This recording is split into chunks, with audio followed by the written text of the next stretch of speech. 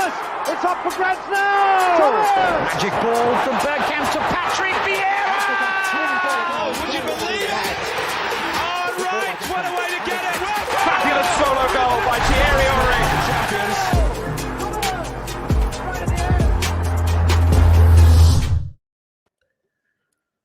Good evening, Saturday evening.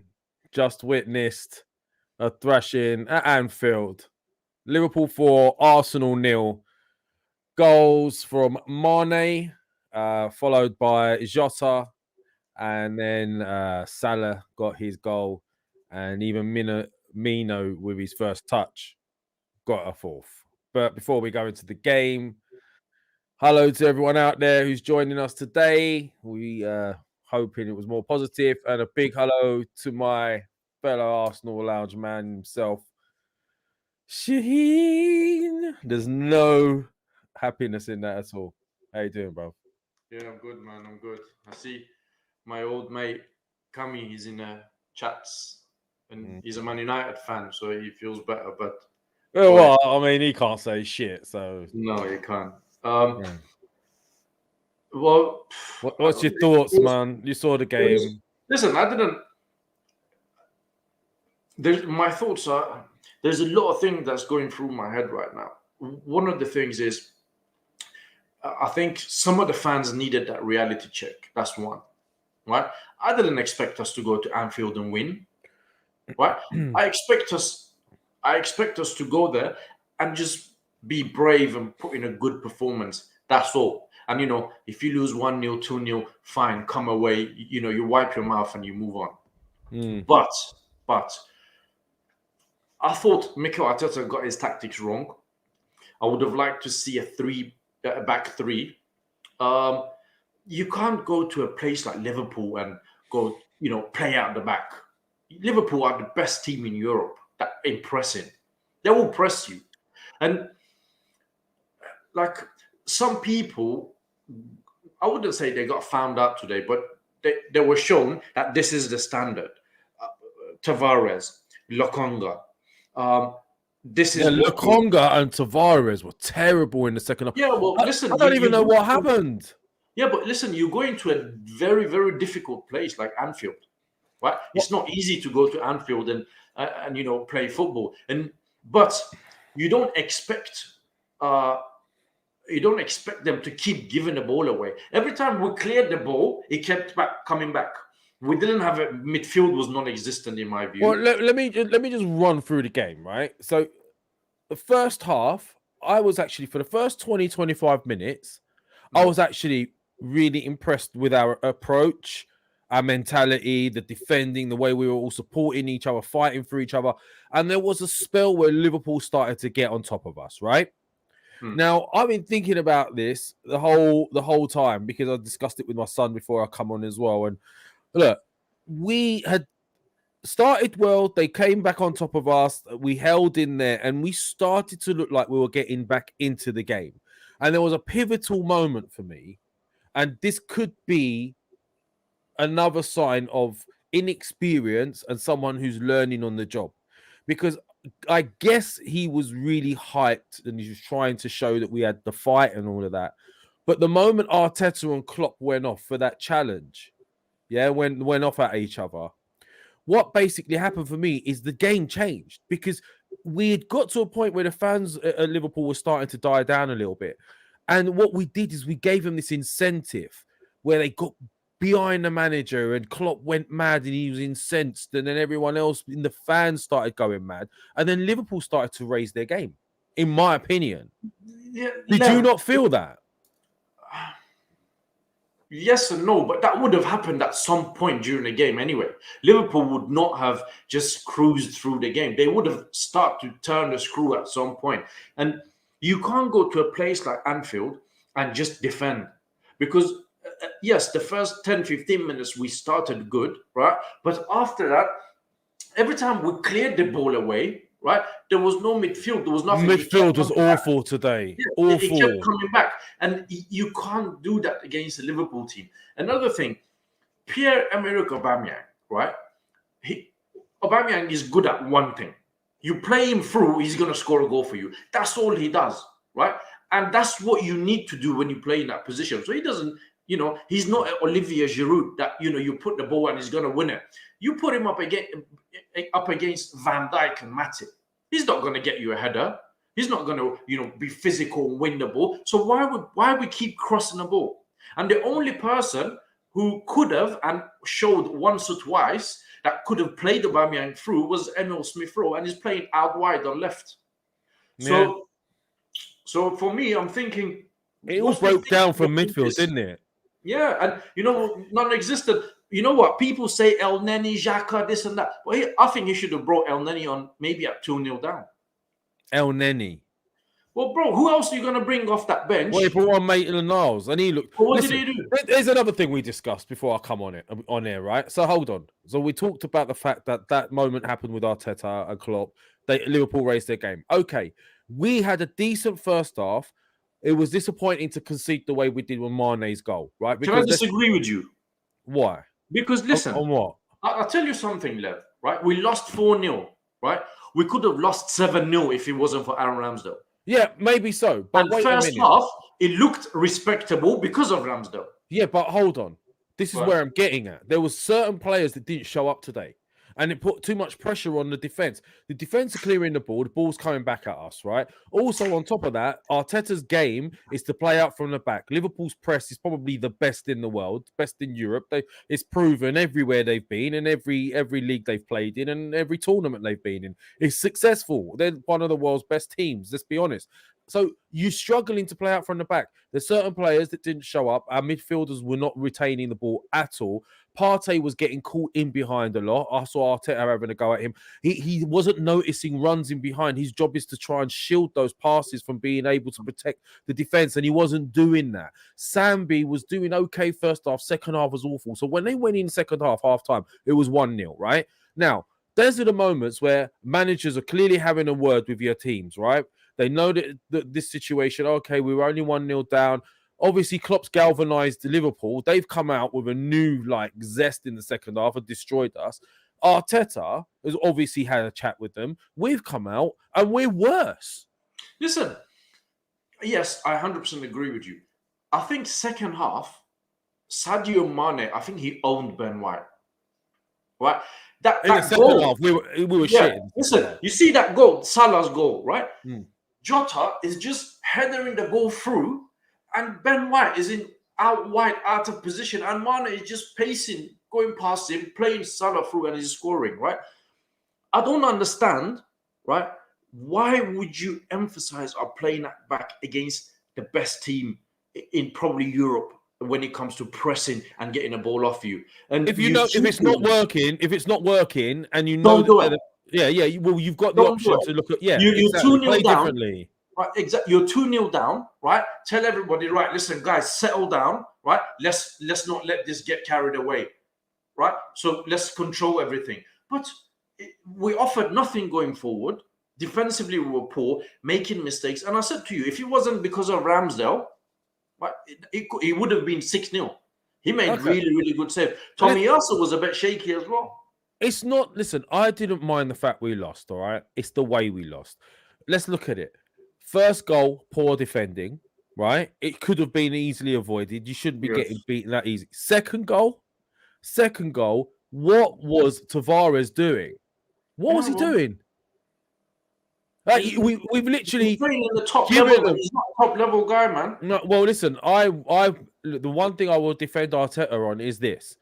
Had he not started him, we could just as easily have asked the question, why has he changed the winning team? Right? You can't really blame him for starting Tavares, but Tavares has proven in a really big game, he's either not mentally ready for it, or maybe he's, when there's a high press and real extreme pressure like Liverpool's, he doesn't have the mentality to make his mind up quick enough or to pass in the right places. Look what he did. I mean, Sambi just before that, had you noticed, 3 times in a row he gave the ball. Yeah. And he took him off, rightly so. Yeah. He took him off. And I was like, right, that's good. And maybe at that point, he should have brought on El Neni, right? Just say, listen, just go sit next to Thomas Partey, just sit there and, let's shore up this midfield that we have no control of a little bit more. And he didn't do that. you're right. I didn't expect us to go and win or anything. I just expected us, I wanted us to go there and just turn up. That's all. Just go there, turn up. You've been on a good run. Keep it up, going. But, again, Aubameyang, poor, man. As a captain, poor. You know what? I won't blame Aubameyang for this one, right? Because the work rate was there. What else could he do? I mean, there's Maximus. Wait. Maximus is on here, right? And you know what? With Maximus's opinions and stuff, a lot of the times I agree with his opinions, but I know he could be controversial. But the manager is trash. Look, we haven't decided on Arteta whether he's the right man for the job. The jury's out on it. I do think a better manager would probably get more out of this team. However, to turn around and say, "Oh, what does Saka and Smith Rowe actually do?" Those two young lads are probably one of the main reasons Arsenal are doing so well, and they're still learning. You can't be putting that pressure on them and then turning around and expecting, what do they actually do? At their age, they're ahead of their time. They're both playing for England. So you can't sit there and say, what do they do? It's a far deeper issue than those two lads. The midfield did not function at all whatsoever, offered no protection, and the going the other way offered nothing in the sense of retaining the ball and being able to give us a chance to go at them. So what did you expect them to do? I'm not having that. That is bullshit. Yeah, well, sorry. we're gonna put the link in the comments soon, so you can come on and have your say. But you know what? Trent Alexander-Arnold, you know what he said on his post-match press conference? He said they were just seeing red blurs all over the place.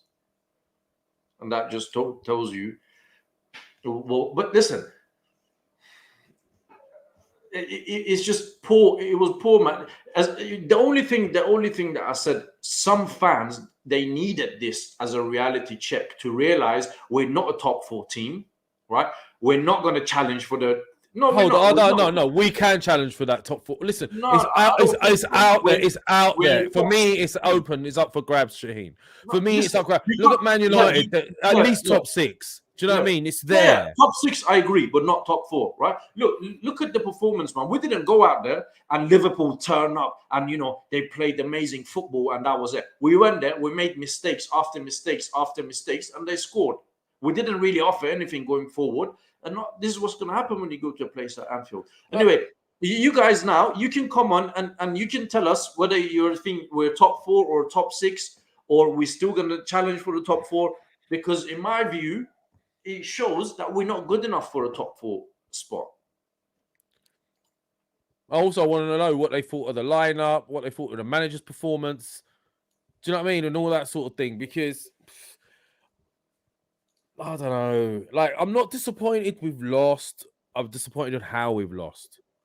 Do you know what I mean? It started with promise. I thought we were going to have a lot more sort of steel and we were going to show that, we've come a long way. And that was the most upsetting thing for me, is the way we lost. The way Tavares gave that ball away. The way the slack defending. Mistakes, we thought, all right, it's been a while. We're not making mistakes anymore. But today... mistakes after a big game where we got found wanting. Giving the ball away, not being, there was no midfield, there was nothing, we offered nothing going forward. All of that, it came together, and obviously, as I said, I would have liked to see a back 4 maybe, but anyway, there's some people on, so we're just going to put you guys one by one. You do it, Shahin. Well, I'm a bit... Yeah, we'll put you guys one by one so you can have your say, and then obviously we need to keep it going so everybody can have a chance. Fala. Hello. You all right? Hello. Fala, can you hear us, man? Yeah. Hello? Yes, bro. Can you hear us? No, right. Move on, man. Move on. Abdul. Hello? Can you guys hear me? Hi, man. You all right? Yes, Abdul. How you doing, bro? Good. How are you guys? Yeah, very good. So what was your thoughts on the game? Yeah, so I'll tell you what though. So this weekend, I actually I'm basically at a hotel for like a weekend, me and my wife, and I was just like going over the channels, and I'm like, what are the odds of finding the game in a hotel TV, right? And I was just flipping over the channels, and I found it, and because like we're in Canada, and usually you don't find these big games in a hotel at like their TV. They usually don't have the channels, and I found it, and I was like sweet, time to watch the game. Hey, you wish you never found it now, isn't it? I honestly wish I didn't find it. It's so You should have stuck to the porn channels, man. They were man, it's something I'm gonna have to live with for the rest of the weekend. But yeah, so for me, I ain't gonna put any blame on anyone. I think Arteta kind of did well the past games that we've had. We've jumped from 20th to 5th, so I'm not. Look, is it just a bad day against a very good side? Not, I mean, we'll go back to winning ways next game. What do you think? I don't think it was a bad day. I just think it's just Liverpool, man. I think Liverpool is the exact weakness against Arsenal because we got a poor record against them. Yeah, it's because Arsenal and I don't know if this is just Arteta, but I've never seen us adapt to basically the pressure that we see from teams. And the best team with the strongest pressure is Liverpool. Like even at Crystal Palace, as soon as they started pressing, we started doing mistakes. And that's kind of what I see with Arsenal. If a team starts pressing us, then everyone's under pressure. People start making mistakes, and that was very clear today. And obviously, they're all still like youngsters. I'm not gonna put the blame on anyone. Everyone's still young. They're all still learning. And for me, I'd rather them get this defeat than they continue winning because now they know what they need to improve on. What they need to like work on. I wouldn't instantly say like Thierry should like come back and like Tavares should like get the heck out of here.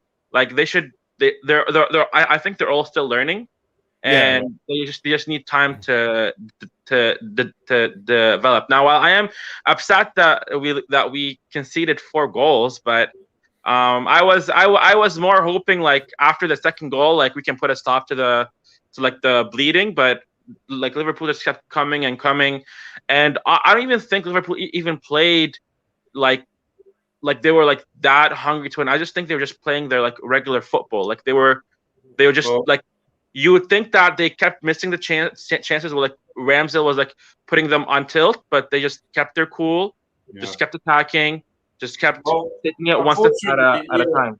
Unfortunately, it was just a bad result, man. But listen, thanks for coming on. We have to make some good points Abdul as well. Yeah, so no worries, guys. All right. Take care. Yeah. Right. Petros, how are you? I'm good, thank you. How are you guys? That's a Greek name if I've ever heard one. Yeah. What bro. What was your thoughts on the game? Me, to be honest, this was expected for me personally, because this team, we have I think on average the youngest team was starting 11 in the Premier League, and today we showed it. I think inexperience it counts for a lot, and that's what the Liverpool team had. They had a lot of experience. They knew what to do in certain situations. I think today we saw that as good as or as much potential as they will have, they can't really be playing. We can't rely on them too much right now. Like Tavares and Lokonga, they were pretty poor today. They were bad today. Especially really bad. Lokonga, because with Lokonga, I saw it against Crystal Palace. He held on the ball too long. He lost it. They counter-attacked and scored. Against Brighton, we saw that the midfield wasn't good enough of him and Partey. We needed someone who was more experienced. I think today we should have played El Nene. I know it's a negative. That's what decision. Shahin said too. So you think he should have played as well? Yeah. Yeah, I think because we have enough attacking players to kind of get goals. Like we had Smith Rowe, we had Saka, we had Lacazette, we had Aubameyang. So why not bring 2 players that can protect the defense? I'd rather have lost the game 1-0 and not have any chances than lost the way we did today, because we only started to kind of put in the first half towards the end. We had a few chances that we should have taken.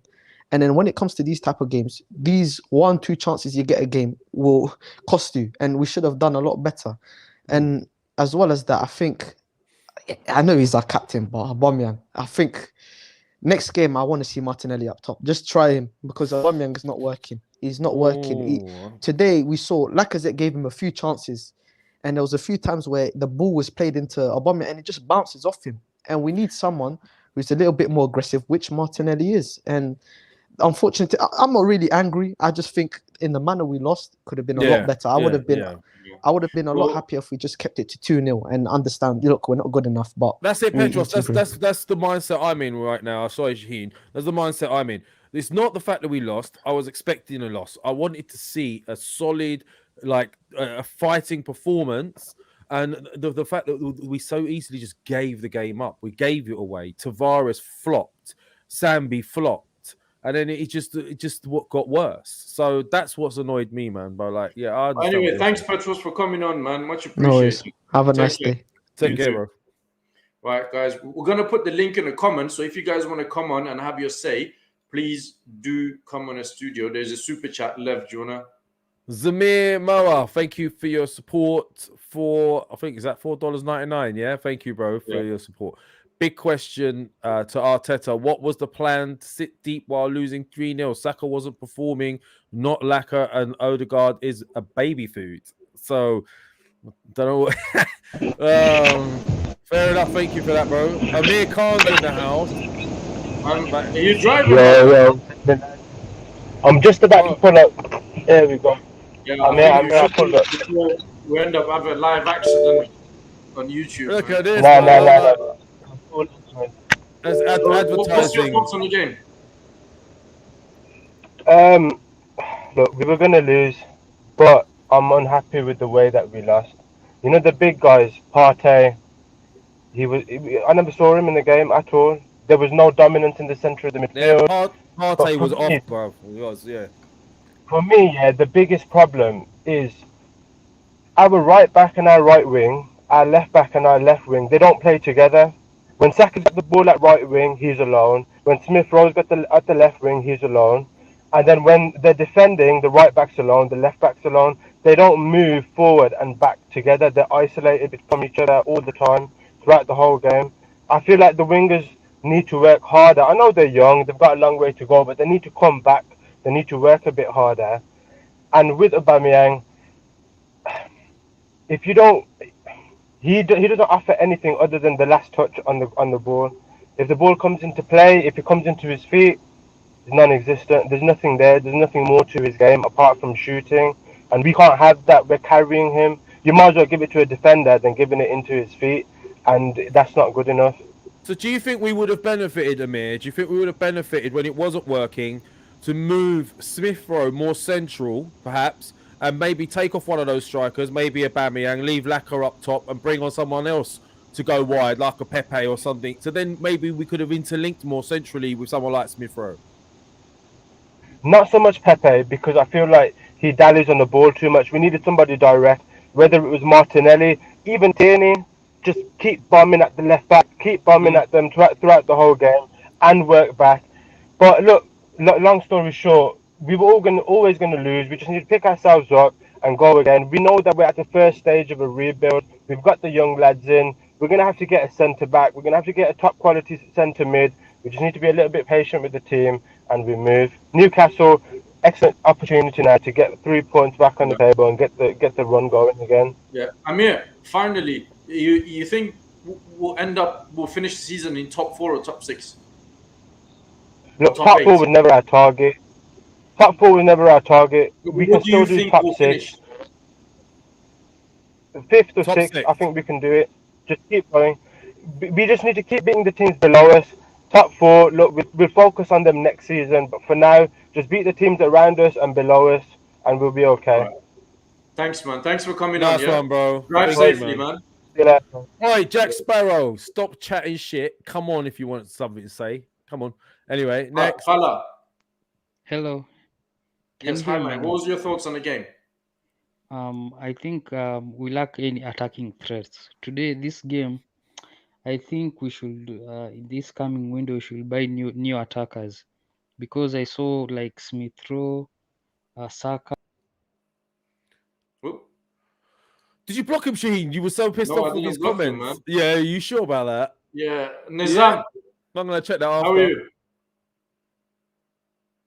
Well, Right. Nizam is not there either. Nizam Emile. And now, this is your friend Mo. There he Your friend is. is about to come on. There he is. The controversial Mo How are you, Iraqi. Mo? the Palestinian sports journalist. How are you guys? Yo, how you doing? How are you? Nice to meet you. There's a few people as well. Let's just add them on so there's more space at the back so people can join. You bring it on his nemesis. Last time, I really enjoyed the conversation with you two. But go on, carry on. Mo, what's your thoughts on the game? Look, guys, before the game, I talked to many people about the Liverpool game. I expected a loss, for sure. Liverpool is a better team, and our record at Anfield in the last 10 years is awful. We all know we didn't win from 2012 there. But I was hoping that the defeat is not as hammering as it is now. So it's 2-1, 3-1, 2-0. I expected by this margin. First half, we defended okay. We prevented Liverpool from spaces. Second half, we committed very, very many errors.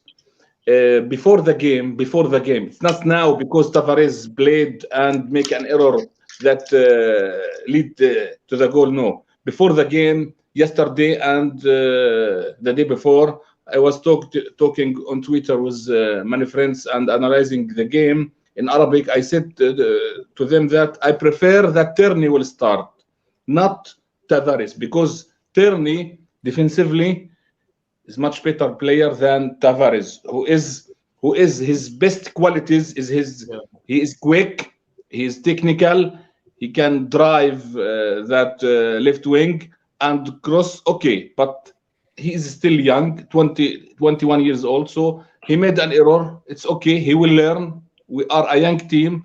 In the end, the defeat was very painful, really. Mohamed, can I ask you something? Yes, Mohamed, do you think this defeat was it's on the manager, it's on the player, or we just came across a much better team and we couldn't cope with them? Which one do you think this is? We must be realistic and talk as it is. Any manager who will manage this young team against this Liverpool team will get beaten. It's as easy as this. Can we hear what Maximus has to say? Yeah. Look at our team. Okay. Look at our team. All due respect, look at our team. You know what? Let's just give him the whole. Let's give him the whole session. Look at our team. For the next 30 minutes. All right, Mohamed. Let now. Obviously, you've had a say. So Maximus, clearly, his opinion differs to yours. So let's give Maximus a chance to say what he wants to say. Maximus, I'll agree. Maximus, hold on. Just before you start, I'll ask the same question to you that I asked Mo. Do you think today's loss is on the players, the manager, or we just came across a better team? I think it's all three. I think it's actually all three. I think for me personally, like I just want to ask you guys this question, right? And I think this will probably shed some light. Why is it that Arsenal have created the second fewest chances, and we have scored the second fewest goals from open play in the Premier League? You should ask yourself that question and then look at the performance today. And when I asked the question in the chat where I said, what does Smith Rowe do and what does this guy do? And I was obviously hit with the barometer. Playing for England apparently is some sort of barometer for greatness. Hold on. Wait. Maximus, what do you expect from two young lads? At their age, what do you expect them to be achieving? My expectation is I've seen young players play for Arsenal. Younger than Smith Rowe. So I'm not sure what you're really talking about. So, for example, when you mention things like, well, Smith Rowe is 20 years old, Cesc Fabregas was 17 years old, creating the most chances in Europe. How many Cesc Fabregases are out there? There's a lot of young players out there. There's a lot of young players. How old is Mason Mount? Every player's development is different. You can't compare one to another. But my point is, look at Wilshere. Wilshere was 18, was amazing. What happened to him? That's fine, and I agree with that. My point is, in this current climate, these players are not exactly producing, and we're making excuses for them. Everything is that. What Yeah, they are maybe doing? wingers. They You are can't still buy young. wingers. Personally, if you ask me, I don't even think Smith Rowe is that technical and that great of a footballer. And that's I think- fine. That's my opinion, and You your want to opinion change differs. the 11 players? Right. You want to change all the team? I'm not the saying we 11 have to change. players? What are you talking about, mate? Like, how about you just sit down in the background? You have your opinion. You can go on your spiel for another 40 minutes. I'm just gonna try to get my end in. Yeah, go on. Well, Be Maximus. respectful, okay? No, Be wait. respectful. All right, Mo, let him have Be his say. respectful and talk. I am And being very every respectful man to you. can How is talk. that disrespectful, mate? Calm Respect. down, mate. Mo, Calm this is down. Mo. Calm Guys, down. Mute him. You had your Mute him. If you're gonna Mo, stop for a second. This is our show. Let the man have his say, man. The whole point is everybody has a say, yeah? I'm not, So just let him I'm have not a here to say. be disrespectful. I'm saying No, I Mo, see, no, bro. I Go see ahead. deficiencies in the team. I see deficiencies with the tactics, with the manager. It's been the same. I said to people, let's calm down. We won a couple of games. Great. I'm not upset about us winning games. Of course not. But I can still see that we're not creating anything from open play. We're not scoring goals from open play. And when we come up against a team of this caliber, that is kind of expected. We expect Liverpool to press us. They win the ball. I think it's 30 more times than any other team in the final third in the Premier League. So that's expected. I expect them to come out in the second half and press us. The point is, we don't have a game plan, and I've seen it. We play the ball. It's so static. It's expected. Everything is expected. So Liverpool don't exactly have to do much in terms of retrieving the ball. So my point is, I think the manager is the biggest problem here. It's never going to change. I don't care how many runs we go on in terms of beating West Brom and Norwich and Watford and those kind of themes. I expect us to win those games. I expect any team with 200 million plus players to beat those teams. That's expected, right? So I could flip the question. Maximus. Any manager would beat Watford, Norwich, and these garbage teams with this £200 million worth of players. What did you expect from today's result? I expected a performance, and I expected us to be on them. I expected us to have more of a go, as opposed to sitting back with no creativity and players looking lost out there like they did the first game of the season. Okay. Hold on. I didn't see it that way, because I saw in the first 20 minutes, wait, Max. Liverpool weren't even on it. You can't say that. You can't say that. Listen, we can't say. What did you expect? Did you actually expect us to beat Liverpool today? Let me ask you that question first. No, realistically not, right. because I know we're trash. So stop there. Stop there. I don't think we're trash. The table doesn't say we're trash. Liverpool last week, West Ham. Okay, yeah, they did. Do you know was that at Anfield? Was that at Anfield? Okay, yeah. Well, the atmosphere obviously accounts for creativity. Well, of course, no. Hold on. Yeah. It helps. It doesn't, whichever way you want to look at it, right? For the first 20 minutes, yes, we were in the game. Yes, they were getting on top of us. But then once that crowd got behind them and Klopp started getting incensed as well, there was a massive change. There was a change. I did expect us to lose deep down inside today. Not 4-0. I'm disappointed with some of the performances individual, but I'm not going to say that we're trash, because I don't think we're trash. There is some improvement. Do I think a better manager would do a better job? Yes. We're all in agreement to that. But the fact is, this is our manager right now. So diss the players and say Smith Rowe's not good enough. I don't agree with you. There's a load of professionals out there, top level professionals who think otherwise. Yeah, they think otherwise, and that's based on what? The table don't lie. You're talking about stats. You didn't create anything. You scored 1 goal in open play. Like, what are you guys on about here? Smith Rowe scored 3 and 3. Go on, Mo. Yes. This is exactly why Arsenal is garbage. Hold on, Maximus. You need to have his say, man. He let you have your say. Let him have his say as well. Go on. I think when we analyze our performance today, I think the midfield let us down. This point, badly. I said this from the beginning of the season, that our main problem is midfield. So in January, we must bring a top midfielder. All on loan, okay, because midfield is not working. You see, Sampe is a very good player, but he's still young, 21. Okay, he was confused a little bit. Partey was missing. He was not in the game.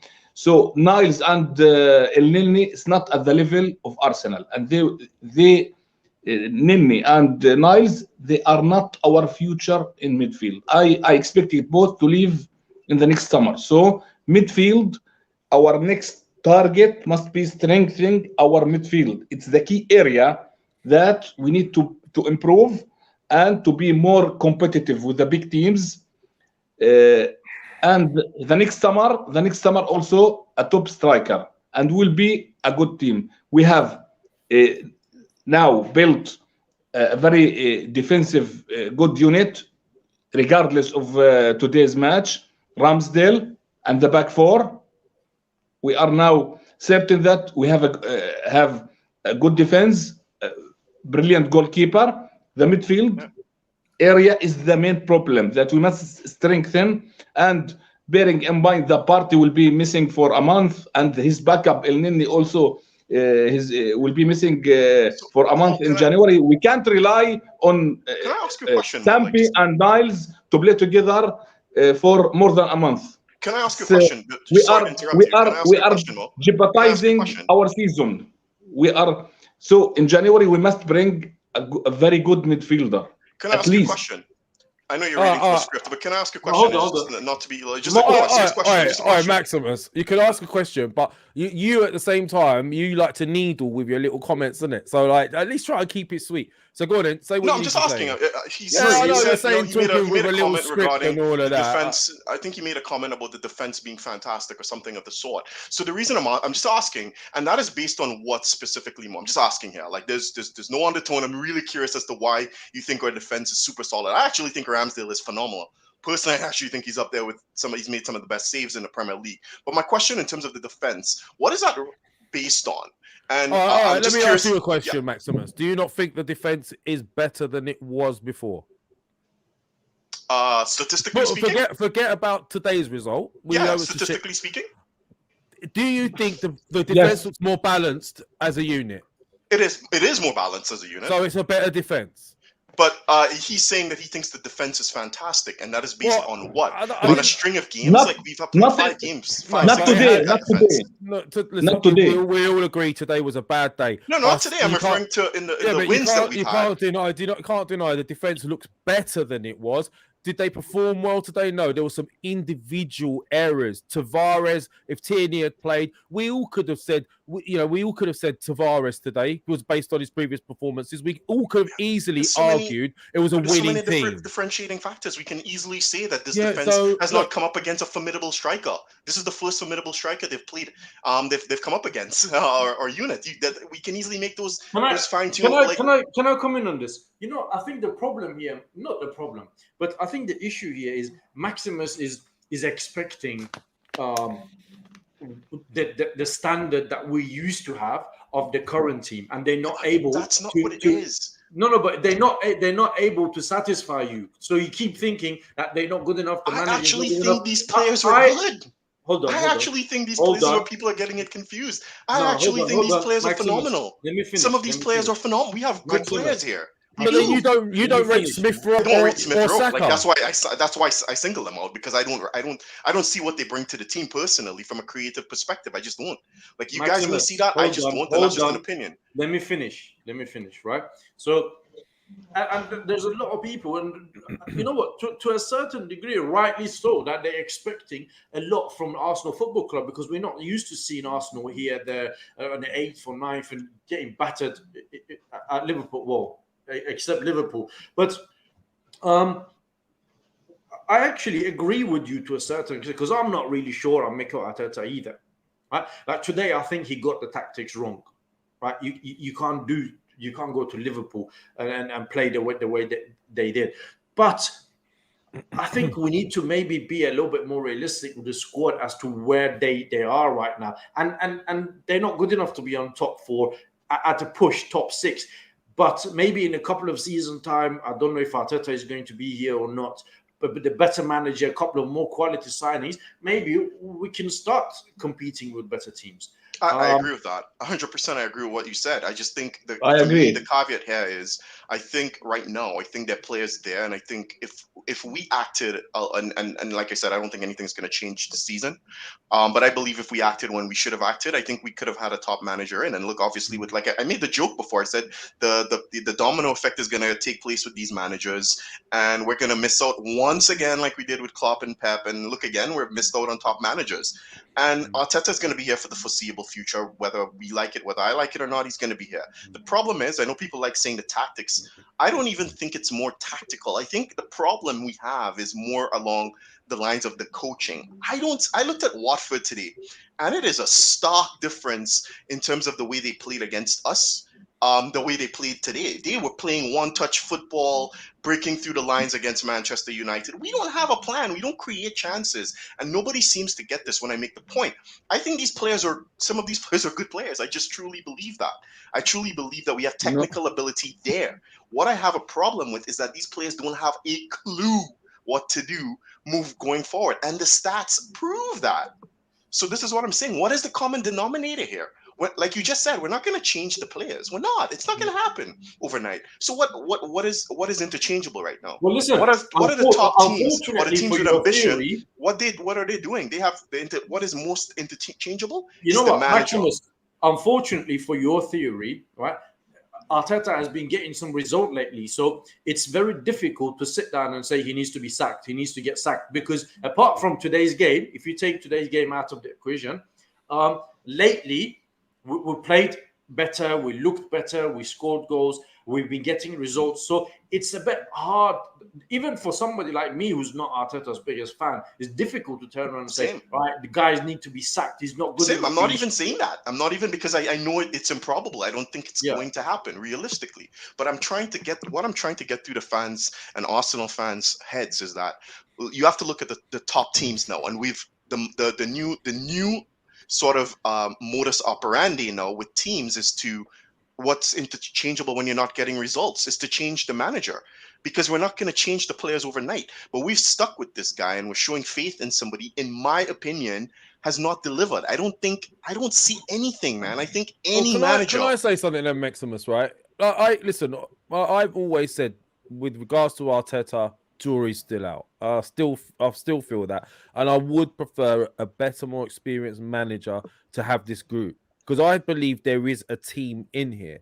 Now, I agree with what you're saying. I don't like with regards to Smith Rowe and Saka. And I've been watching Smith Rowe since he was in the youths and all the way up. This kid is immensely talented. If you don't believe he is, you will soon find out. But you can't expect one hand to say that you don't think they're good enough, they're overrated or whatever it is, they're overhyped. But then at the same time, turn around and say there is a team there. It's down to the coach. If it's down to the coach, why do you expect 20-year-olds, 19-year-old kids to come in who, if you don't think the coach is good enough, and expect them to perform in a non-functioning team that's not keeping the ball in midfield? They're attacking players. They're relying on the service coming to them. So if your midfield not retaining possession, then you're not going to have anything else moving forward. So why put that onus on the kids and say they're not good enough? If you don't exactly have a plan in place to actually serve the midfield, when you're playing very static football and your players don't have what's the word? I know there's another YouTuber that says it all the time.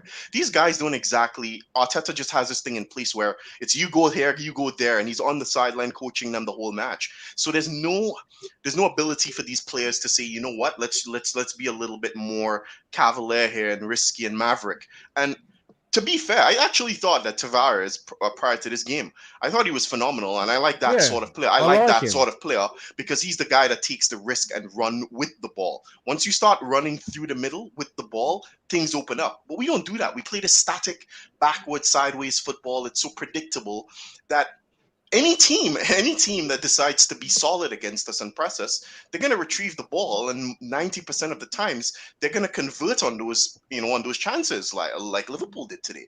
Like I said, we haven't played anybody of any note or any team with that sort of tactical nous to be like, well, like they're going to exploit us. But when we play these mediocre to good teams, we're going to get found out time and time again. And what's going to happen is we're going to be stuck in the cycle where managers are getting interchanged, and Arsenal are going to be stuck with the same manager, and we're going to be stuck in mid-table. That's what's going to happen because we have that mentality. We want to be patient. I know Arsene Wenger stuck with this whole we gotta have faith in the managers and give managers time, and we've all been poisoned with that whole mentality. And now Arteta comes in, it's like trust the process, the PR fucking buzzwords, and we are sucking that up. It's like we deep throat everything the Arsenal PR team puts in our face. It's like we deep throat it, man. I apologize to the viewers at home who have I'm just children saying, we need to watching start Arsenal acting like the big club that we are. We all know the players are not that interchangeable. The one common denominator, the one thing that is interchangeable is the manager. It's probably not going to happen now. It's probably not going to happen next season. Well, listen, but like I Maximus, said, we're going to be stuck in the mud for a while. Maximus, it's always nice speaking to you, brother. There's a lot of people waiting. No problem, man. Have a good one, yeah. You too, man. Thanks for those have a good one, Lev. Have a good images. one, Shahin. Maximus, Mohamed, have a good one. Yeah. Respect you guys. Have a good one. Later, bro. Yes, bye. Mo, you need to make it quick because I've got people just the final two points. Don't do nothing quick. Very quick. In his own time. Two points. Quickly, two points. The first one that we have, as I said, a very young squad. They need time to develop together. This year is the main step of rebuilding, building a new team. This player will suffer together, will win together, will lose together, will develop together. It's not like Tavares today made an error that he is a bad player, like some people said. They were complimenting him in the last months, yes? So our team, our young players will suffer and win and develop this year together. Second main point and last one, now, after today's loss, we are still 5th in the league. 20 points behind West Ham with 3 points. So we are okay in the table. We must look forward. We must beat Newcastle. Then we have an Everton game, which is very important also. So we have to recover from this painful loss today. We have to keep on track to regain our focus again, to gain the 3 points to win against Newcastle and then against Everton. It's very, very important that this loss don't disrupt us. Okay, Liverpool match always at Anfield, it's a unique match.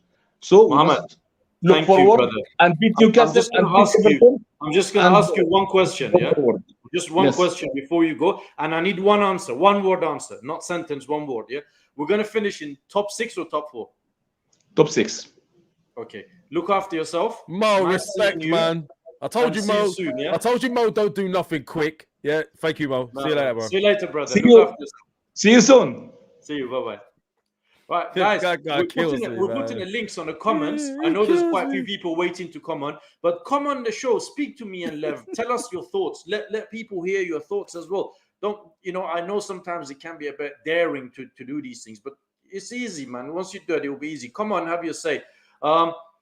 Who's next? We've got Seb. Hi, Seb. How are you? Yeah, well. Yo, Seb. How you doing? Yeah, good. Thank you. Yeah, Go on, good. Seb. Quickly, tell us what was your thoughts on the game? Well, I just really thought our inexperience really showed up today, especially in that second half. But the way we capitulated was just unacceptable. You can't capitulate like that. I really expected a performance today. I didn't expect to win, but I expect us to be more resilient and really show what we are about. And I think the best way to beat Liverpool isn't really to sit back. I think you've got to come at them and really surprise them like West Ham did. And I just don't think they were really brave enough today. Oh, did you not think that we started off on the front foot trying to shut them down? I mean, Jamie Carragher went on about it non-stop. Arsenal being brave today. They're pushing up. Ben White is pushing up, being aggressive. We're all playing a high pressing game. Where did it all go wrong, in your opinion? I seriously think it was soon after that they scored their first goal. We never recovered from that. But before then, we weren't doing badly. But as soon after Tavares gave the ball away, we just never really... That second goal killed us, didn't it, really? Never really looked like getting back in that game, because I really actually said, start Tierney. I can understand people starting Tavares because of the form, but also you've got to think about who you're coming up against, because against Salah, I thought Tavares would have struggled, while Tierney has actually handled Salah fairly well, so... I did say start Tierney, and I kind of knew that was going to happen. Seb, can I ask you something? Do you think our midfield would have been better with Granit Xhaka in it today?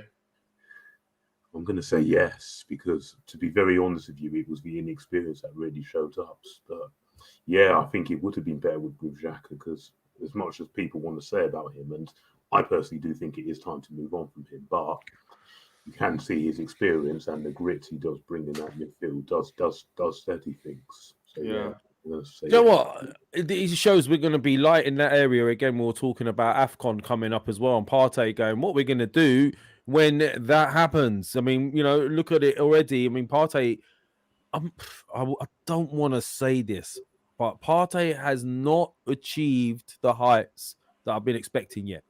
Right? I think there's more of a player in there. But do you know what? I'm gonna hasn't. ask you guys a question, and I'm gonna ask everybody else who comes on this question, and I want everybody in the chats to answer. Would you sell Thomas Partey in summer? No, definitely Well, not. he would have been here for 2 seasons, man. How much of that he's been injured? It hasn't been. It's too early for him to. You wouldn't. You can't judge someone purely entirely on injury. So no. So the answer is no. No, definitely you not. wouldn't. Lev? No way. I'm not. By the way, this is what I'm saying. Hold on. I want you guys to understand. I'm not saying let's sell him. I'm just asking a question, right? So there's some when weird you put comments like that, there's some weird takes in here, though, man. Like one person saying yes, another person is saying. But this is a question. One game, Tavares is shit. Like, oh, come on. Oh, he sold a turkey. But you Thomas Partey has been injured quite a lot. No, but Tavares had one bad game today. Yeah, he's a young lad. He's still only 22. I mean, I know I don't want to keep harping about young guys as people throwing Cesc Fabregases at me, but for every Cesc Fabregas, there's somebody else that takes a bit longer to get going and acclimatise to the Premier League. And he's a fullback. He's done really well. Maybe we should have started with Tierney today. He's given Tierney every reason to think he should be playing in the next game. Tavares is not a Turkey SK fix-up. So, question for you, Seb. We're going to finish in top 6 or top 4? Top 6, definitely. Right. Listen, guys, Seb does article for us and we publish on a weekly basis. So go on Twitter, check it out, follow him on Twitter and check out his articles. He's really good. Thanks for coming on, Seb. And it's always nice to speak to you, man. Respect, Seb. No worries. Thanks for having me on. Right. Anytime, bro. Right. Guys, listen, we've got Norman and we've got Jasmine and we've got Albert on the background, right? But I'm going to pull something here and I apologize to you guys. No, I apologize to you guys. You might have to wait a little bit longer to come on because I want to use my channel ownership privileges and bring somebody else on. Wayne Sage, who has been a very, very, very good supporter. And we got a gold membership thing that I don't know about. Like, what? You know, I apologize to you guys. Please bear with us. I'll try to bring you guys quite quickly. Jasmine, Albert, and Norman. Hey, Shahin, you're running a membership thing without telling me, aren't you? And Wayne's right at the top of it. I'm not. Wayne, listen. First of all, I'm very, very grateful and thank you for your super chats all the time, man. Oh yeah, man, definitely. We're very, very grateful for your support. Hey, I've missed you guys all week, bro. Like, I'll miss you too, Wayne. Yeah, but sitting at work, I'm like, what was your thoughts on the game, Wayne? Well, put it this way: I never went into this match expecting that we would win. You know, it's Liverpool at Anfield. Anfield is a fortress. Anfield is one of the hardest places in the world to go and play and win. It's like going to Dortmund to expecting to win and things like that. But honestly, I didn't expect 4-0. I was expecting more, maybe of a 1-1, maybe a 2-0, but not 4. That being said, I don't think we need to start throwing the baby out with the bathwater. I don't think we need to start exaggerating and going crazy. Yeah. Like, oh, see, we're not that good. We're not as good as we. Calm down. We're still in 5th. Wayne, do you think today is on the manager, the players, or we just came across a better team? I think we just came across a better team. It's Liverpool. You know, I wouldn't expect Liverpool to stay in 5th or 4th for the rest of the season. I expect Liverpool maybe to win the league. But Wayne, were you disappointed with the mistakes, though? Yes, yes, definitely. That's what hurt me. It's not the losing that hurt me, right? Because the way we started made me feel like we were really like going to try hard and fight for each other. It's just the way we just like towards the back end of the first half, that poor goal we conceded after all of that stout defending, and then to come out second half, we came out half asleep. Yeah, I mean, put it this way. We're a young team. We're going to have ups and downs as a young team. You're not going to have a consistency of being young. That's one thing with being a young team. That's why some people say you don't win things with young players, because you don't have that consistency, and that's going to happen. I don't expect Arsenal to be up there competing for the league right now this season. I do think we can and will make top 4, because I don't expect West Ham to be up there all season, because they have, all they need is one injury to Antonio, and they're in trouble. Exactly. And I'm Jamaican, and Antonio plays for Jamaica, and we can see if he, man, do you know what? How good has he been doing? He scored. Did you see the goal he scored for Jamaica? Yeah, against what? the US, amazing. Do you know what? He's a lot. He's like in his 30s, isn't he now? Yeah, and he's performing like that. This is what we're saying about players' developments. Look at Antonio, how he's late blossomer. Yep. Someone like Ian Wright was a late blossomer, weren't he? Yep. Ian Wright was playing Sunday League football till 21. So it happens. I mean, you're not going to get a player that just comes on the scene and is the greatest right away. Some players take a while to bloom. And I think West Ham also have European football, and they don't have the depth to compete on all these fronts. So I don't think they're going to stay up there for the rest of the season. I think our main competition for top 4 will be United, although they're having their problems right now. They're I think losing the 4-1. If they change a manager and they get a better manager, it's going to be it's going to be a problem. Yeah, definitely. But I think they're going to hold on to Ole for maybe until January. Yeah, I think that's going to happen. Yeah, and I think we can beat them. To be honest. Yeah, well, if Solskjaer is still in charge, yes. But if they get a different manager, maybe it'll be different. But listen, I'm going to ask you something. I'll ask everybody when they come on at the end. I'll ask them: would you sell Thomas Partey in? Hell no. I saw his face when he was offline. When he was looking at you like you're crazy. Thomas Partey is one of our best players. Yeah, but he's been injured quite a lot, hasn't he? Yeah, but we're not getting. He's not at his peak yet. There is definitely more in there. He's not. There's definitely more. When we get him, remember, he was ripping it up in Atletico Madrid, man. Oh, absolutely. Not injured.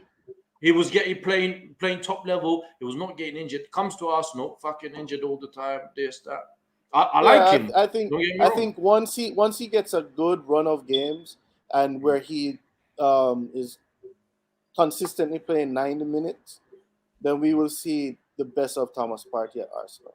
I think it's just going to take a little time for him to recover from those injuries that he suffered in his first season for us, because that's what's happening. He's recovering from that. He just had a tightness in the groin, so he's once he gets a little consistent run of games, we're going to see the best Thomas Partey.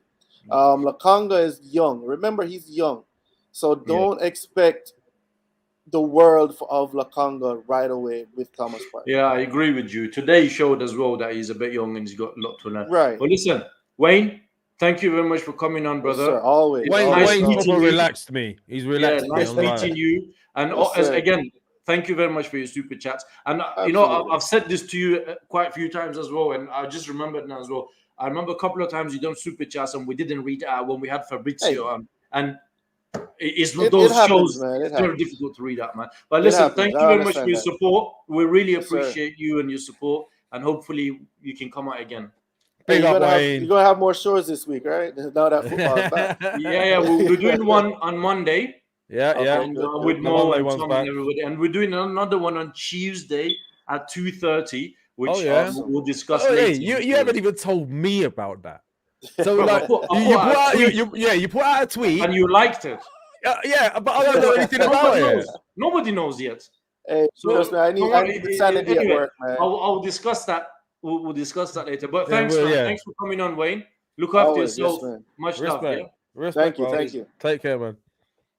Right. Let's do 2 at a time now so we can get through to people. At a time. And then we've got Albert. I'm jealous of Jasmine's hair, man. Well. Right. Norman, who's an Arteta fan, and we've got Jasmine. How are you guys? Are you happy, Norman? You must be happy now. Why would I? Your man is doing well, isn't he? Listen. I'm not an Arteta fan. Second time you say that. I wouldn't change manager right now. That makes me an Arteta in. But I'm not an Arteta fan. You have come on this show right? Mhm. When everybody was Arteta out and you've defended Mikel Arteta. In Yeah. my book, that's Mhm. been a Mikel Arteta fan. Would you agree, Lev?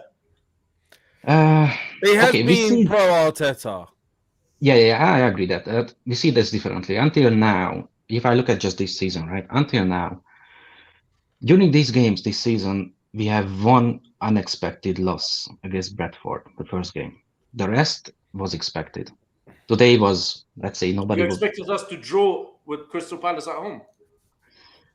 Oh, you're so Listen. bitchy, Shaheen. You know what he means. Listen, No, I'm not just asking him. did you expect us to have a 10 run unbeaten? 10 matches unbeaten run? Yes, I did. Because of the fixtures that are coming up. And that was the Yeah, easy only way that fixtures. Mikel Arteta would have kept his job. I said on a few shows that he needs to go on a 10-game, 12-game. He needs to, but did you expect? Yeah, because of the Different. fixtures. I expected us to win or get a positive results against those things. I was disappointed with Aston Villa and Crystal Palace, and I think we should have done better. But I expected us to win those games, even Brighton away. Well, But Brighton anyway, was an important, but anyway, yeah. Talk about today's game. For me, it was a little bit too soon for a few of our players. Unfortunately, we are not an experienced team, and those moments when we are not composed on the ball, actually, well, unfortunately, we pay the price for it. That comes with a young team, as the other less sad.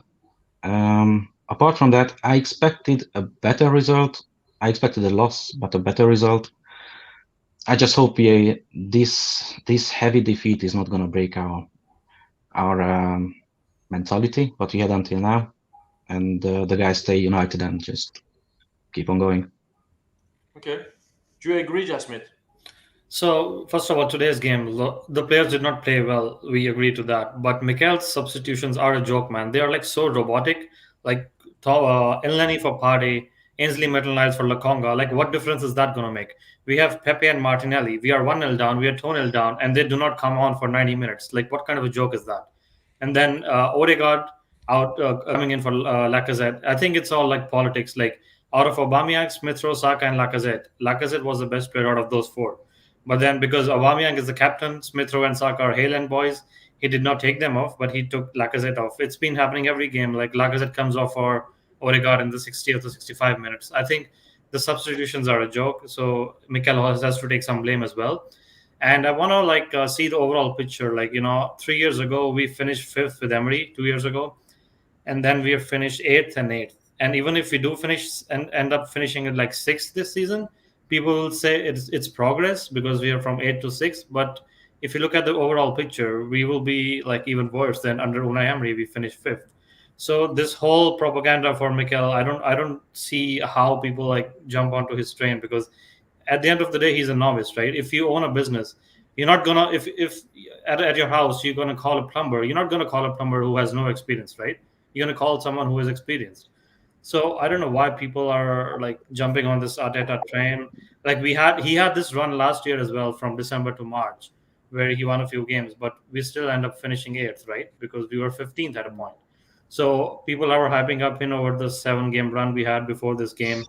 I don't get the point why people are so pro Arteta. I would like to ask Norman. Maybe he seems like an Arteta fan. What do you see in him? What do you see in him? I'm gonna come back to Norman. But Albert, you've heard what the guys have said. Norman and Jasmine. What's your thoughts? Well, Arteta or just obviously the game itself? Both. I'll start with the Arteta thing actually, because he's just talking about that. When we beat Watford, I was speaking to some of the fans after the game, and you almost kind of got the feeling that it's being wise after the event. I said, look, just relax. It's 2 months into the season. He's not the best thing since sliced bread. It's still very, very early. It's not about being smart after the event. Yes, he's the manager. We'll get behind him. Obviously, we want the team to do well, but just relax because it's very early in the season. That's the first thing I will say about that. In regards to today's game, I went for a draw, and I didn't say that optimistically because I know how bad our record is at Anfield. Firstly, Secondly, Liverpool are a very, very good side. Let's not make no bones about that. Even with going with the optimism going into today's game. But today, even I wouldn't have predicted 4-0. But I hear people say a lot about the Arsenal team being a young team. I understand that, Lev's and Sheen, but in terms of combining Liverpool's press, particularly in that second half in the first 20 minutes, and Arsenal being too slow, too many touches and caught in possession, that's not necessarily down to experience. That's just bad decision making. That can happen with inexperienced players and experienced players. I've heard people talk about the Xhaka thing. No, I don't buy into that, and I'll tell you why. In terms of missing him and experience, all that, because when we played Manchester City away, where was his experience? I can tell you where it was. He's in the change room because he got sent off. So Behave yourself, Albert. Say again? Behave yourself, mate. No, but you deserve that, Sheen. You deserve that, Sheen. You've been putting it out all the time. So no. Hold on. So you said, Albert, are you saying that's not if even you had what Granit Xhaka today, you wouldn't have been better? No. So if Xhaka was fit, you would have dropped him and played Samuel Okonga. I wouldn't even have Xhaka at the club, Shaheen. That's a whole wider debate, man. Yeah, I know, but like, Albert, I agree with you on that. I agree with you on that. But he's here now. No, but Shaheen, you know what it was? It wasn't squad that is here. Yeah, but Shaheen, you know what it was? It wasn't even so much the fact you brought up Xhaka. It wasn't even that. It was just when we lose certain football matches, the narrative, one of the narratives that always comes out within about 20 minutes after the final kickoff, oh, Xhaka didn't play. We miss his experience. And I'm like, when he does play, it's because he played. There's a lot of factors why we don't, why we might not turn games into wins or why we rescue a point here and there. But for me, he's not the immediate thing that I think about when we don't get certain results. For example, the home game against Palace. Again, that was a thing. Xhaka wasn't playing; he was missing. I'm like, cool, but that's not why we lost. That's not why we drew the game. We drew the game because offensively we're poor. I agree with you. But Albert, I don't want this to turn into a Granit Xhaka thing. But no, that's fine. But you started this Granit Xhaka thing. Listen, sometimes I just think Granit Xhaka he doesn't get any credit or anything because he's Granit Xhaka, right? And I'm not Granit Xhaka. He doesn't get any credit. I agree with you. Shit. No. I agree with you that he should have been sold, even for £12 million to Roma, and that would have been done and dusted. Gone. We should have gone and got somebody else. End of, right? But he's here now. It's out of my hands, your hands, and everybody else's hands. He's here. He's part of the squad, and I think, right, our best midfield, whether we like it or not, is Partey and Xhaka. Hold on. No, that's fair enough. One of Xhaka's biggest issues is moving his feet and connected to his brain quick enough, right? On the ball, he dwells on the ball. He gets caught on the ball. He gives the ball away, then he fouls a lot. I personally don't think he would have made that much of a difference. The question mark is, wait. When to answer Albert's question, like Albert was sort of suggesting about, we're saying it's a young team, and I understand you don't want to make excuses.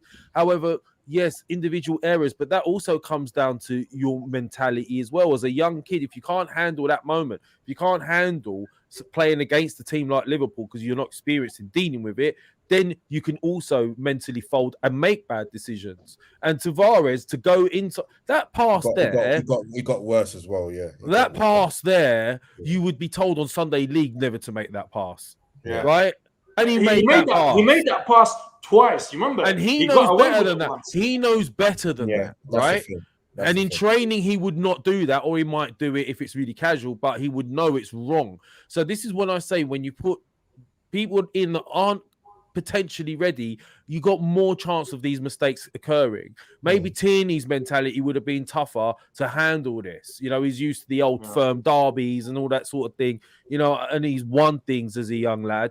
So perhaps in hindsight, it would have been better off starting someone like Tierney. Norman, what's your thoughts? Obviously, you're talking about your boy Arteta. What's happening? Well, listen, I was happy with the lineup. Who would have changed it when it was going so well? I would. I think Shahin, you mentioned that you would have gone on with 3 defenders, 3 center backs. Yeah. Well, listen, West Ham got a result there with back four, so it's not impossible at all. We just couldn't do it, today. Yeah, but no, that, I was that happy was with the team. Upton Park, man. I don't think West Ham will go to Anfield and play the same way. West Ham will go to Anfield and proper defend and get them on counter attack. I think West Ham have a forward in Mikel Antonio who would give Virgil van Dijk and Matip something to think about, right? Aubameyang don't do that. Aubameyang, you only have to worry about the ball that is going to get through. And if there is nobody to feed Aubameyang is not going to worry you physically or in air, nothing. Shahin. Guys, I'm sorry. We are all. Go on. I'm so sorry. We are all dragging on Aubameyang. He's not good enough, but I think we will miss him while he's going to be in the African Cup. I think we will. You guys will see. We're not going to sign a striker, obviously. Probably Martinelli is going to play there. Maybe Lacazette, but we're going to miss him. We're going to miss his work rate. You will see. This is the one thing that I'm worried about, right? Lev, you wanted to say something to me. Yeah, this is what I'm saying. Yeah, this is the one thing I want. This is the thing that concerned me most about today. When a team like Liverpool presses the way they do, if you're going to play out from the back, the main players that you look for as a defender playing out from the back or a goalkeeper, generally, unless there's a crazy ball on, is you're looking for your midfielders to come, collect, and distribute. That's what you need. You need them to create the angles, make the passes at the right time, commit, pull players in to create space to then start to sort of transition. The problem our defense had and our goalkeepers had is every time it went into the midfield, they were giving the ball away. Yeah.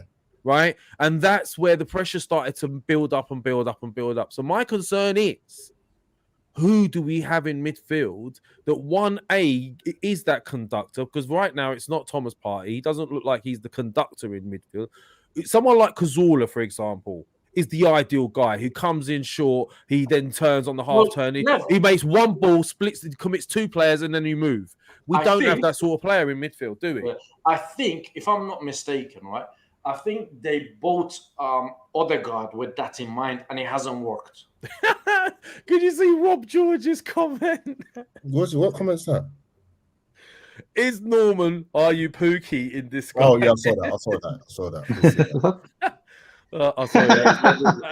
He's Finnish, I'm Hungarian. It's different. But listen, I think they bought Odegaard with that in mind, and it hasn't really worked out for Odegaard so far. I was against signing him, but you're right. We don't really, especially in a day like today, right? And remember, when African Cup of Nations starts, I think we're playing City and Tottenham, right? So we're not going to have Partey. We're not going to have We're not going to have Pepe. We're not going to have El Neni. We're not going to have. It's a lot of players. It's a lot. Yeah. And teams are going to look at this performance today and see how we've crumbled with a high press. Really bad. Yeah, another thing that was quite worrying for me today is how Mane, he just owned Ben White in second half. He couldn't handle him. He was too much for him to handle.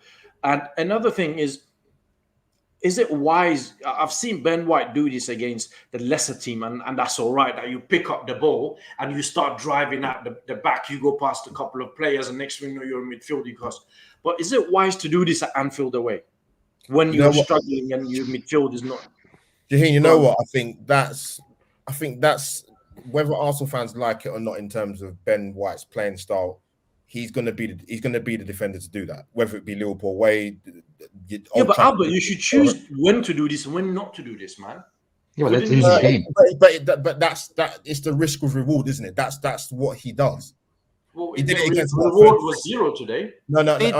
With that particular incident you're talking about, he probably had, there was a touch there where he took it too far and he lost it. But you could also, the flip side, when we got the goal against Watford, that came from him. Yeah, no. Listen, as I said, against the lesser teams, it's okay. I don't mind that, right? At home as well, it's all right. But away, Liverpool, you haven't been purchased to start driving out of the back with the ball and try to, distribute the play. I think he has. I think he has as well. That's his playing style. He's an aggressive defender, but you could argue that Arteta might have tactically got it wrong today because their strength is running in behind. if you play a high pressing game, you leave opportunities for balls in behind you and runs in behind you. That's where Liverpool's strengths lie. I think we would have been perhaps better off in an away game like this to play on the counter, drop a little bit deeper, stop them, have the wall in front of them rather than give them the chance to run in behind. Wait for them to make the mistake and us to pounce on the break. That's using our pace that we've got and our dangerous players. And I think we would have been better suited to do that today. I think playing a high press and that aggressive, high sort of attacking, sort of defending, should we say, worked against us in the end. Jasmine, So, what are you thinking? I'm sorry? What are you saying? You're being quiet. I agree with Lev. Actually, when you're playing Liverpool, you can't play out of the back like you play against the lesser teams. You just can't do that. There has to be some kind of strategy before you approach a game. You can't just do the same things you've been doing against Crystal Palace or Aston Villa, or it's just not feasible. So that's where my question comes into the management or Mikel. He has to prepare better for these kind of games. So now, of course, I'll ask you, everyone, what do you guys think? Where do you guys think that Arsenal will finish this season? I am really worried about Man United once they change their manager, and also Spurs because they got Conte.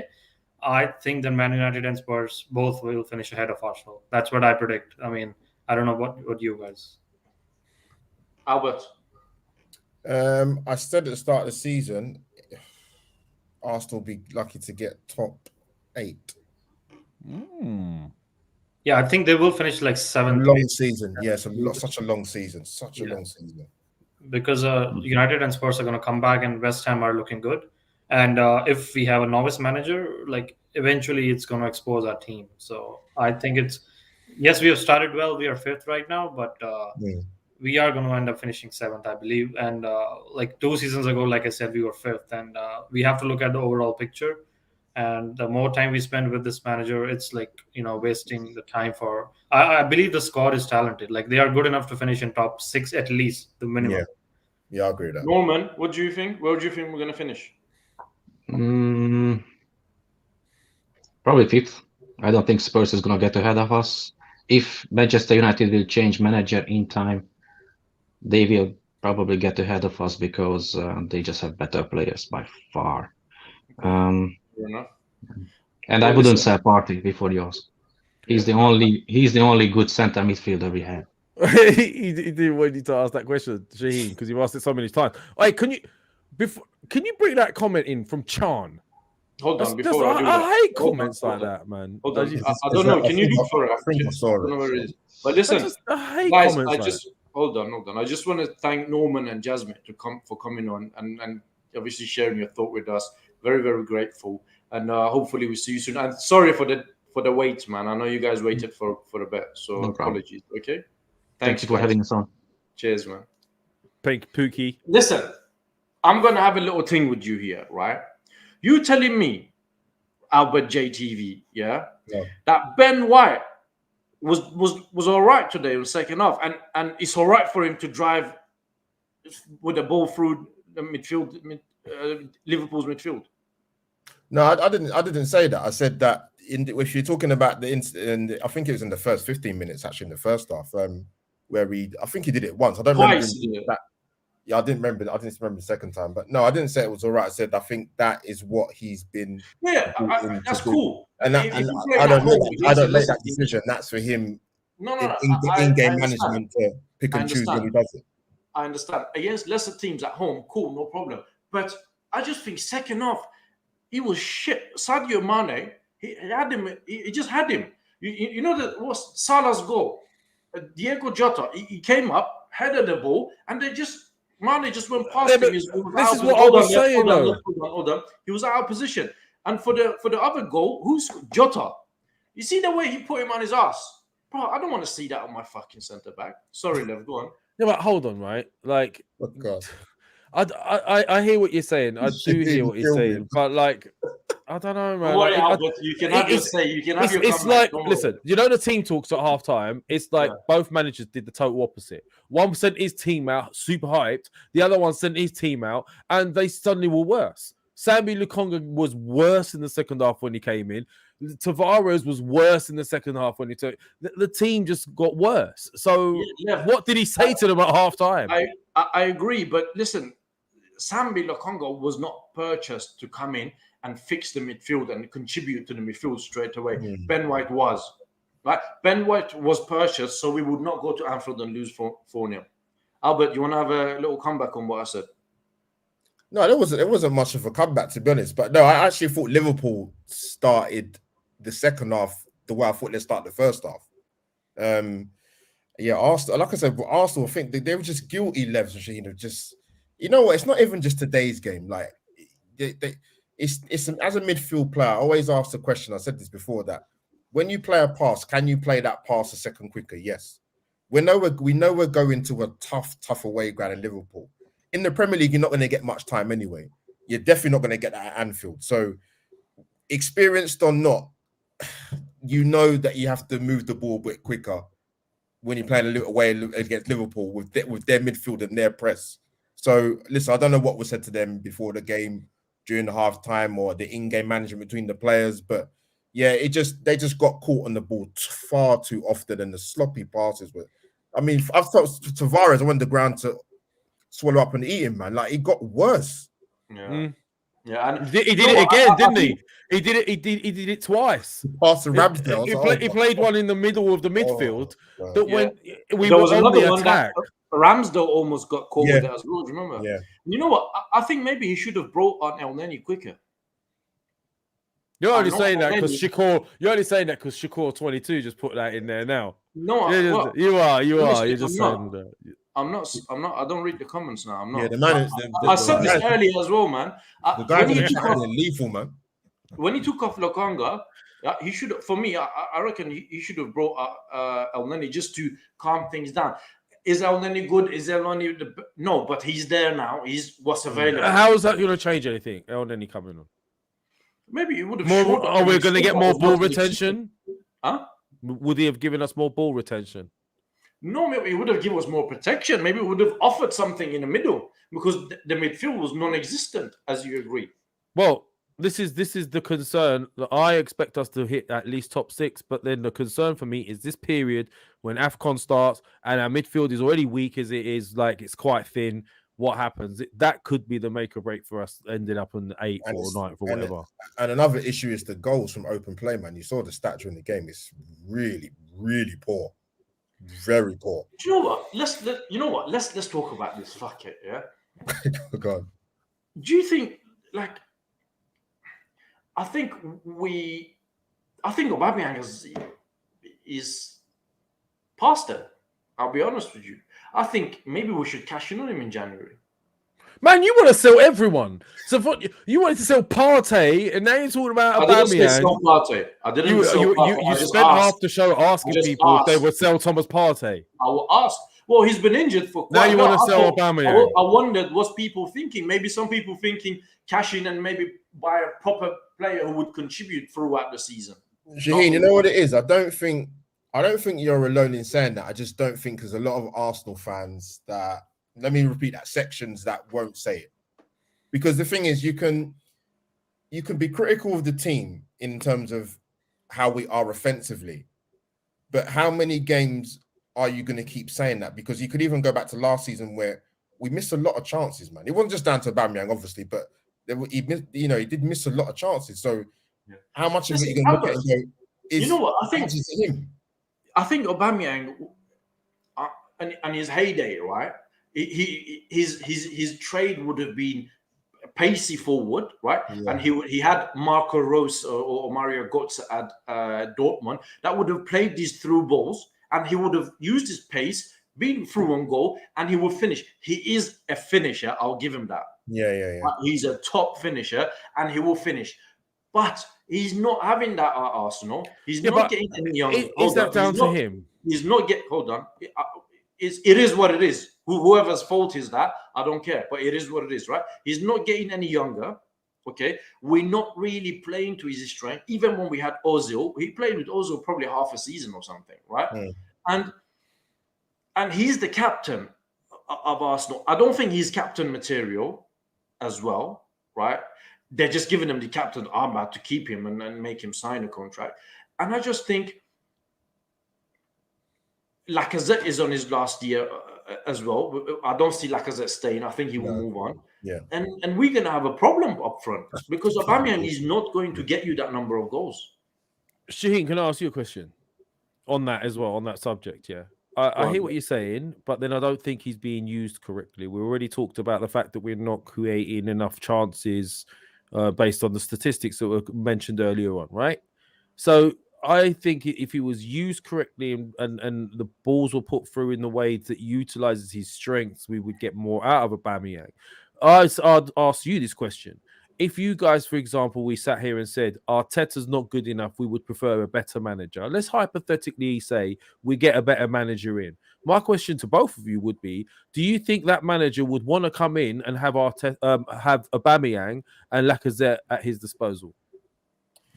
Ooh, listen, yeah, a manager is not going to come in until summer. For argument. Yeah, but let's just say hypothetically he had a couple of bad. Right? Well, no. Let's say hypothetically now he had a couple of bad more results, and then they decide before January we're going to let him go. Let's just say though there. Do you not think that manager coming in would prefer to have Aubameyang and or Lacazette there too? In the short answer, yeah, they would. If I was a manager, they would. If I was a manager, maybe I'll be more leaning towards Lacazette because I think Lacazette offers you a little bit more than Aubameyang. You know, he offers you a bit of energy, he offers you a bit of fight, he offers you a bit of physicality. Aubameyang don't do any of that, and I think this summer he's going to be 32. If you take the pace out of Aubameyang's game, right, there's not a lot left except finishing. And as you said, we're not really providing what he's needing. If a new manager comes in, right, the new manager, except maybe Odegaard and Emile Smith-Rowe, he doesn't really have a type of. He needs to change quite a lot to accommodate a 32-year-old striker. Yeah, now Shane, you make a good point about it with when you mentioned about Odegaard earlier, like because. I mean, I assume people might think I'm chatting rubbish, that he was bought to be that person who was meant to give the nucleus of the creativity, but it's not really. Yeah, I don't see him as that player, Albert. The question I ask is, what is he? Because for me, he's not a 10. He's not. Smith-Rowe's more of a 10 than he is. Right, but then again, he's not physical. He hasn't got the physicality to be an 8 in our league right now. You know what I think? Do you know what I think with Odegaard? I think it's more. I genuinely. It may sound funny, right? But I genuinely think that they thought he's a nice guy. You know, he likes Arsenal. He loves being here. We like him. Let's just go sign him. He's done all right. Because listen, for the 6 months. Listen. Don't pull that face from me, yeah. I'll fucking splash you with water. Bro, do you genuinely think they sat there and went like this? Well, listen, what did he do? Who are we going to sign? Who are we going to sign? What did he do in the 6 months for me to say, right? Give Odegaard a call. He's a really nice guy. Let's go and sign him. That didn't happen. That's what they said. That's what they said. Arteta they said, he's a really nice guy. Let's go and get him. Arteta really likes him. He's a good fit. And then he fucked off to Madrid. And then he turned around and said, it was a good setup at Arsenal. I really loved it. 3 months later, we spent how much? 35 million pounds on him. Yeah. He was here for 6 months, right? I didn't see anything on that 6 months for Arsenal Football Club to go and spend 30 million pounds on him. Well, they clearly did in training. Now. He can't even get into the game. And when he does fuck up. What did he do today? What did he do a couple of games before the internationals? It could be. Look, Charles made a good point for once, right? Sorry, Sharon, but it could be that he's more suited for counter-attacking. So had we played that style where we were sat and we were waiting to pounce, then he's that sort of the ball goes to him, then he could transition it. He has got that ability he's a very neat passer. He's an accurate passer when he has the time. But he's not somebody that's going to grab the game by the scuff of the neck and dictate like a Cesc Fabregas used to, or a Cazorla. And we don't have that player in our ranks still to this day. We don't, and that's the concern. No, we don't, and I don't think Odegaard is that player because I think he's physically weak. I think he's one of those players that has got a lot of hype around him, and I don't really see why. He's like a Harry Maguire type, where there's a lot of hype around him. Oh, Harry Maguire, he did that, and then he's shit. My thing with Odegaard, right? I don't know what you guys. It'd be interesting to know what you guys think, but was he really one of Arsenal's number one targets? And the main reason why I asked that is because how long it. I'm not saying it's easy for clubs to negotiate deals. I understand that, but it's just how long it took, and then all of a sudden he's an Arsenal player. Yeah, well, listen, we did a lot of shows with Fabrizio, right? And we did a couple of shows with Edu as well, and they were both saying Arsenal's number one target is Odegaard because Arteta really likes him. Because he will say yes. Because he's a good fit. But I'm looking at this and thinking, what did this boy do in the 6 months? For me to turn around and say, right, he's good. Couple of free kicks, couple of 1 or 2 good passes that I remember in 6 months. And we go and we'll drop money on him. That money could have spent maybe. Are we not being harsh? Because because obviously Arteta's decided to stick with a winning side, so he wasn't getting into the team. He's obviously going to get his chance. It's what he does with that chance, isn't it? Yeah, exactly, Lev. Lacazette was out. He was frozen out. He came in. He made Arteta give him a chance. He made Arteta start the guy. Odegaard was dropped. He's been brought as a substitute, 3 or 4 times. Done nothing. He has done nothing for me to turn around and say, Odegaard needs to start. Remember when he came on against Crystal Palace, Alexander Lacazette, right? Next game, everybody was like, he needs to start. Odegaard hasn't shown anything like that for people to say Odegaard needs to start.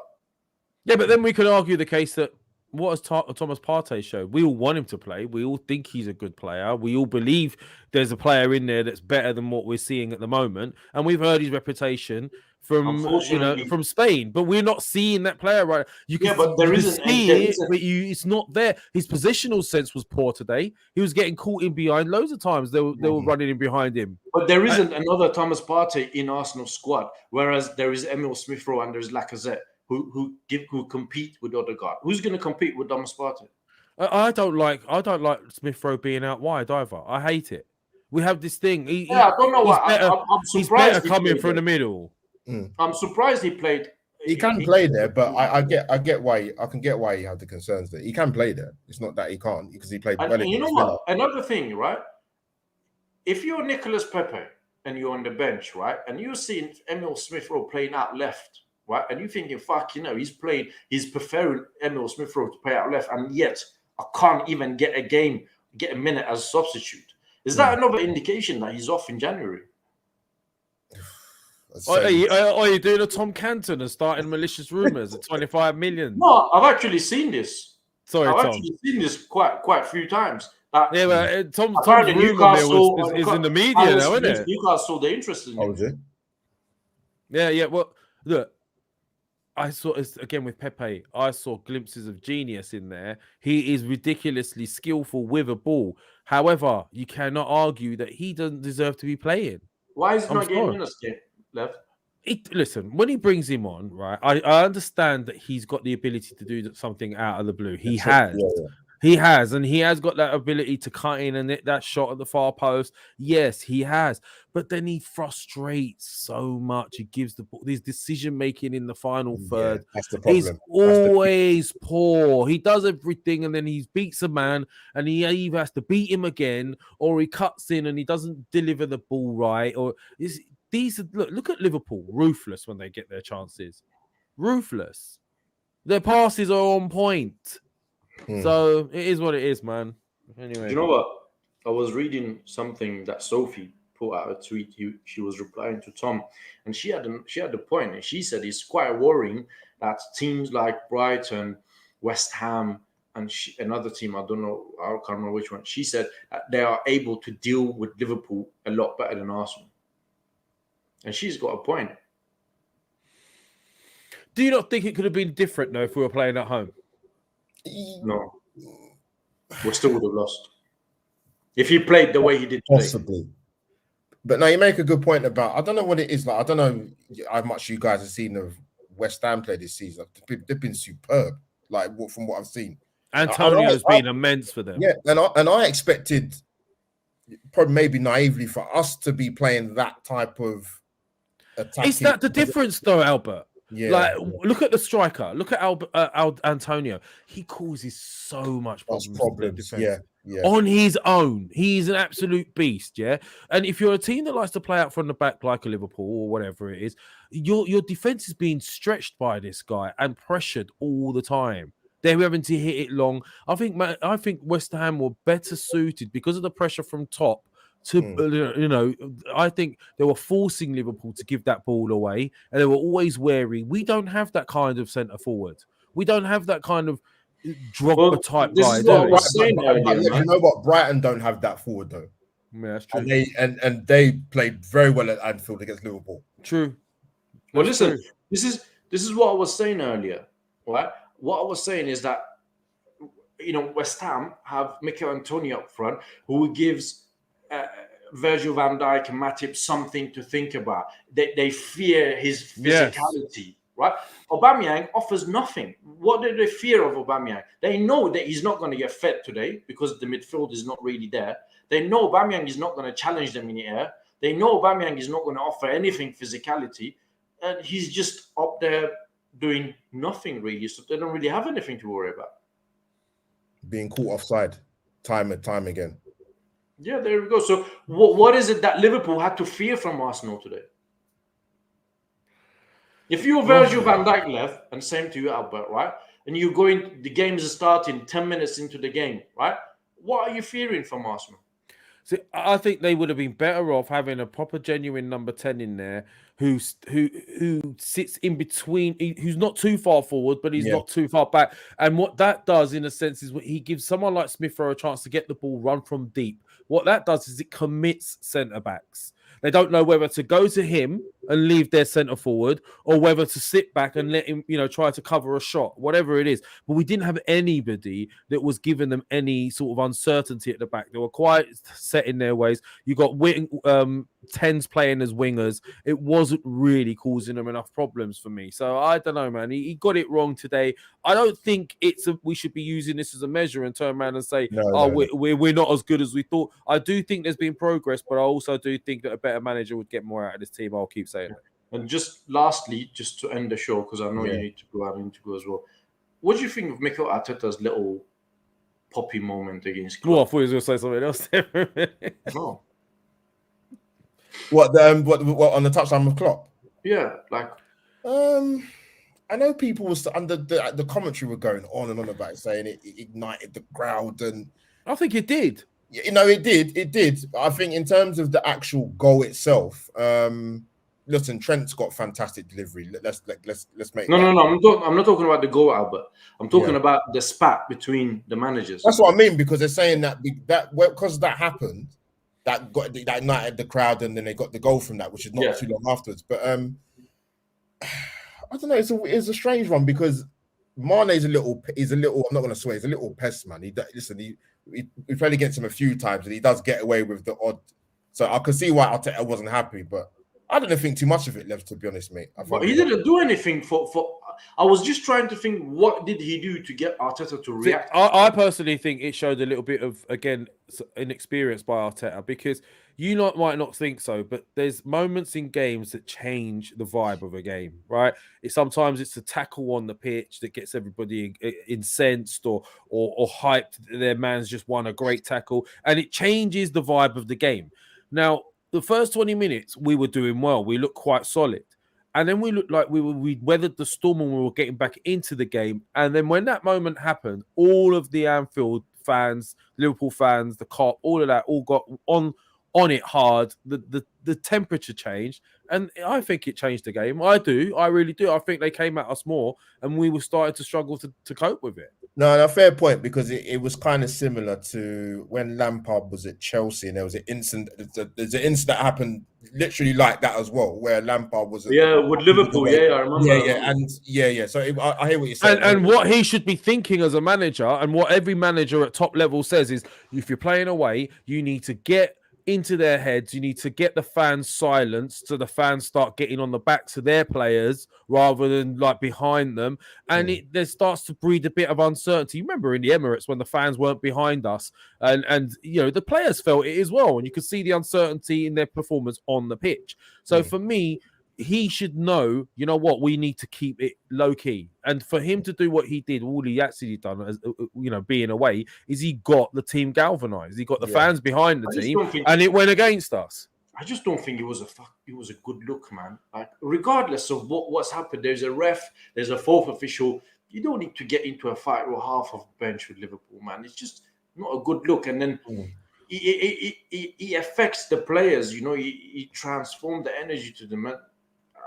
I don't want to see an Arsenal manager that we used to. What do you mean? What about Arsene Wenger ended up in the stands, Shaheen? Arsene Wenger twice, I remember. Once with Mourinho, once with Pardew.